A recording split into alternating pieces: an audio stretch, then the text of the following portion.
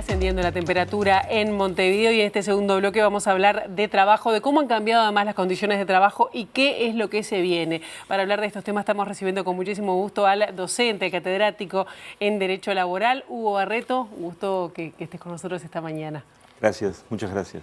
Antes de hablar de estos cambios, ¿no? que creo que el de las plataformas, el trabajo en plataformas es de lo que más ha cambiado en las condiciones laborales en los últimos tiempos, vamos a hablar sobre los consejos de salarios porque bueno, ya terminó prácticamente la 10ª ronda de salarios, la última de esta administración. ¿Qué rol han cumplido en estos años que han sido realmente convulsionados, ¿no? Con pandemia mediante, por ejemplo, los consejos de salario? Sí, hay una discusión en torno al cierre de los consejos de salarios en este periodo que tiene que ver con si finalmente se va a recuperar el salario o no se va a recuperar respecto de lo que eran los niveles pre-pandemia. Y ahí hay distintas posiciones entre lo que ha dicho el Ministerio de Trabajo, lo que ha dicho el Instituto Cuesta Duarte, etc. Con todo, yo estimo que si lo que se pretende hacer es una mirada un poco más general, los aspectos salariales son obviamente muy importantes, no sería frívolo de mi parte desconocerlo, pero para valorar, me parece, a largo plazo, como les decía, el instrumento de los consejos de salarios, me parece que hay que tener en cuenta algunos elementos muy significativos de lo que pasó en este último periodo. El primero de ellos es que el gobierno actual mantuvo el tripartismo, mantuvo los consejos de salarios, la convocatoria y demás. Esto puede parecer... Claro, esa coordinación empresas, gobierno y trabajadores. Que sigue siendo mirada también en el mundo, ¿no? Sí, claro, por supuesto. Pero no fue siempre así.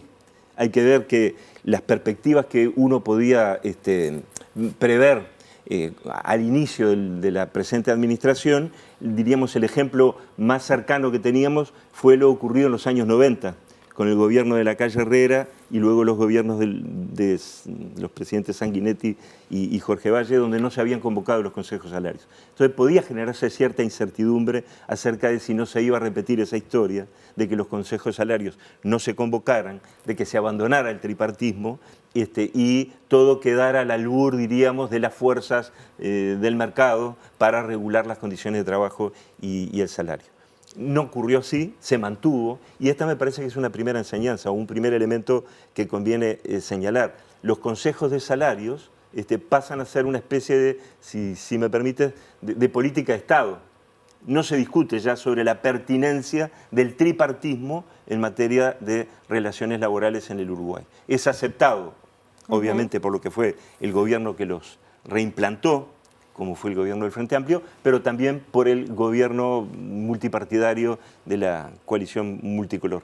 Entonces, hay una aceptación, hay una cultura de la relevancia que tiene el tripartismo en el Uruguay. Eso no es menor, porque quizá luego de tantos años de tripartismo y de consejos salarios no valoremos o no recordemos, los más veteranos sí lo hacemos, sí tenemos esa historia, de qué pasaba en el Uruguay con las relaciones laborales, con el salario y con la regulación del trabajo cuando no había tripartismo, cuando no se convocaban a los consejos de salarios. Quiere decir que ese es un primer elemento que me parece absolutamente central. Los consejos de salarios, o más bien, más ampliamente, el tripartismo como una política de Estado aceptada por todos, salvo seguramente aparecerá quizás en la campaña electoral algún sector un poco seguramente marginal, ultraliberal, etcétera, que deseche la idea del tripartismo y procure volver diríamos, al manejo unilateral de parte de los empleadores de las relaciones de trabajo. Ese es un primer elemento. Los otros dos. Los otros dos muy rápidamente. Los consejos de salarios, que siempre fueron, diríamos, criticados, imputados por ser mecanismos extremadamente rígidos, que solo servían a los efectos del aumento salarial constante, etcétera, demostraron en este periodo que son un instrumento extraordinario de adaptabilidad a la crisis, de gestión de la crisis. Esto es inédito, esto es nuevo. Esto es nuevo, porque a los consejos de salarios del actual periodo, entonces, le tocó un escenario y un contexto muy complejo que en el empleo y en la producción, como fueron los efectos de la pandemia. Y los consejos de salarios, diríamos, los salvaron con nota, para hablar en términos docentes, ¿verdad? Lo salvaron con nota, lo salvaron muy bien. Demostraron ser un instrumento que se adapta no solamente a los momentos de bonanza, sino a los momentos de crisis. Ese es otro elemento absolutamente fundamental y que da en el blanco contra lo que son, reitero, críticas, cuestionamientos al tripartismo. Y el tercer elemento que les quería señalar y que diríamos, contribuye a esta idea de la relevancia del tripartismo en el Uruguay en materia de relaciones laborales, es que los consejos de salarios, en particular, los consejos de salarios constituyen también mecanismos de renovación y, si se me permite la palabra, yo diría hasta de flexibilidad de las relaciones laborales. ¿Por qué digo esto? Porque hay todo un debate también en el Uruguay en torno a las leyes de duración del tiempo de trabajo. Se imputa también a que son leyes de 1915, que son obsoletas, que no responden a la realidad actual, sobre la que seguramente hablemos en un rato.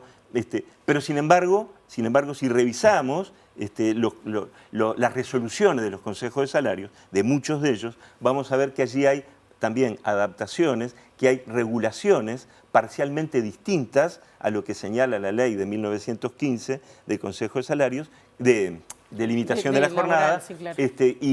Y que permite decir también que los consejos de salarios, que el tripartismo contribuye a la renovación, ¿verdad?, de la legislación laboral en el Uruguay.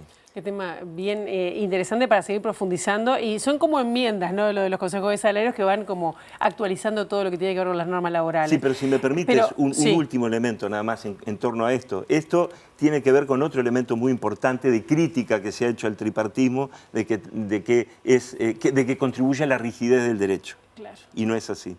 El tripartismo representa en la negociación colectiva, en los más de 200 unidades de negociación existentes en los consejos de salarios, demuestra la adaptabilidad también de estos instrumentos para renovar el derecho desde dentro.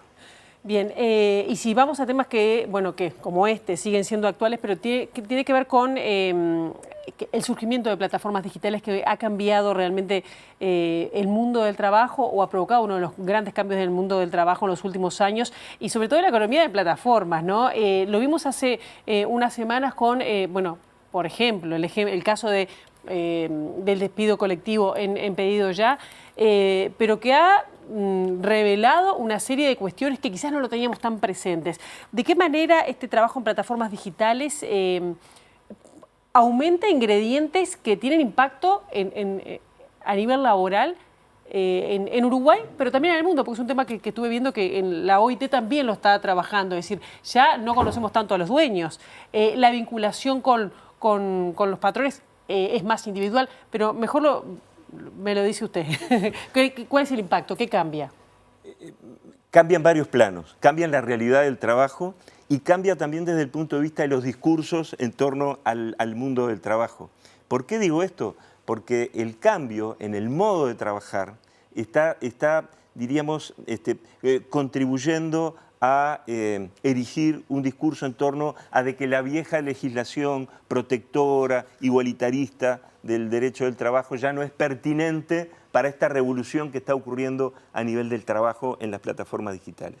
Eso no es más que otro discurso que uno puede perfectamente desmontar, en el sentido que en las plataformas digitales, como en cualquier otro tipo de trabajo, como en cualquier otra empresa, podemos encontrar el fenómeno, diríamos, si me permiten decirlo de forma muy descarnada, del poder, ¿verdad? O de la desigualdad de poder. O de la desigualdad de poder, exactamente. ¿Por qué digo esto? Porque, como usted bien dijo, allí hay una especie de desmaterialización del empleador. No se sabe quién es el empleador, no se tiene el rostro del empleador, ¿verdad? Hay como una especie... ¿Y eso dificulta el momento de pedir, por ejemplo, reclamar derechos laborales? Claro que lo dificulta, por supuesto que lo dificulta. Es uno de los desafíos del movimiento sindical en todo el mundo respecto de esto, conjuntamente con otro elemento muy importante que tiene que ver con esa mirada en torno al trabajo en plataformas como un trabajo que necesariamente se realiza de manera autónoma, cosa que también es perfectamente desmontable, y la referencia que usted hacía al trabajo que se viene encarando en la Organización Internacional del Trabajo, tendiente a regular el trabajo en plataformas, está fijado así para el año 2025, tiene como uno de los ejes fundamentales de discusión la determinación de si ese trabajo se realiza de manera dependiente o de manera autónoma. Las corrientes jurisprudenciales, los pronunciamientos judiciales en nuestro país y en muchos países del mundo hacen que la mirada que se tenga desde ese ángulo, desde el ángulo judicial, sea que lo que existen son verdaderas relaciones de dependencia, encubiertas, a veces mediante contratos con trabajadores bajo formas autónomas, o encubiertas también bajo el argumento de que, bueno, de que se trata de una forma disruptiva, de que todo lo anterior ya no vale. ¿Y qué pasa con este proyecto que hace ya creo que 2 años el Poder Ejecutivo mandó al Parlamento, todavía no ha salido, de regulación de las plataformas digitales y de esos cambios laborales? ¿Iría por el buen camino en ese sentido de regular, digo, manteniendo los derechos laborales? Desde mi punto de vista, lamentablemente no.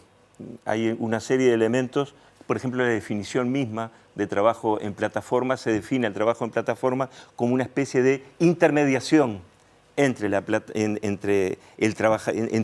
que la plataforma opera como un intermediario entre el trabajador y el cliente, cuando en realidad la plataforma no es un intermediario. La plataforma lo que hace es prestar un servicio de transporte, de mercaderías, de transporte de personas, pero no es un intermediario entre el trabajador y el cliente. Es ella misma la que ejecuta, a través del trabajo de la persona, la tarea de reparto, por ejemplo.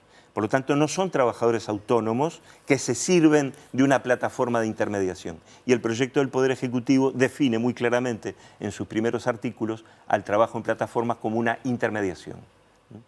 Claro. El otro punto muy importante, que es un déficit desde mi punto de vista del proyecto del Poder Ejecutivo, es que tampoco ofrece criterios para determinar si es trabajo autónomo o trabajo dependiente. Esto va a contrapelo, por ejemplo, de un proyecto de directiva que se está discutiendo en la Unión Europea, en que se establecen con precisión criterios para determinar si el trabajo en plataformas es dependiente o es autónomo. O aún legislaciones, como la española, por ejemplo, que establecen una presunción de que cuando hay trabajo a cambio de salario, en el régimen de plataformas, hay trabajo dependiente. O sea que el proyecto del Poder Ejecutivo no da cuenta y deja, y con esto termino, disculpa, y con esto deja, diríamos, al albur de lo que es la negociación entre el trabajador y el empleador. Una negociación entre trabajador y empleador acerca de si hay trabajo autónomo o hay trabajo dependiente absolutamente desigual. Más desigual que las relaciones tradicionales de trabajo, porque en este caso el empleador ni siquiera es visible. Y además hay multinacionales atrás, digo, que ni siquiera pueden estar radicadas en nuestro país. Una última consideración breve, porque sabemos que el tiempo siempre se acorta, pero el otro día estaba mirando también que se está estudiando a nivel de la OIT el papel de la inteligencia artificial, sobre todo en lo que es la evaluación de prestigio y valor de los empleos. ¿Estamos ante una crisis en este sentido de competencia, de valorar más la inteligencia artificial a veces que la inteligencia humana que generó además la inteligencia artificial? Bueno, ese es todo un debate hasta filosófico, ¿verdad? Yo entiendo que no, que me parece que está sobrevaluado, que está muy sobrevaluado el papel, por lo menos actual, de la inteligencia artificial. Claro. Y la intervención humana en la inteligencia artificial, y más todavía, y en la posibilidad, en lo necesario para mí, que resulta regular la inteligencia artificial, el alcance, ¿verdad? Y no una tecnología de tipo desbocada, diríamos, que asalte, diríamos, por ejemplo, ámbitos que son absolutamente privados de las personas. Claro. Es un tema largo, recién lo estamos conociendo o indagando. Recién, digo, aunque sea algunos pocos años, pero bueno, está llegando a todos. Hugo Barreto, muchísimas gracias por estos minutos. A cuenta de más, como siempre. Muchas gracias a ustedes.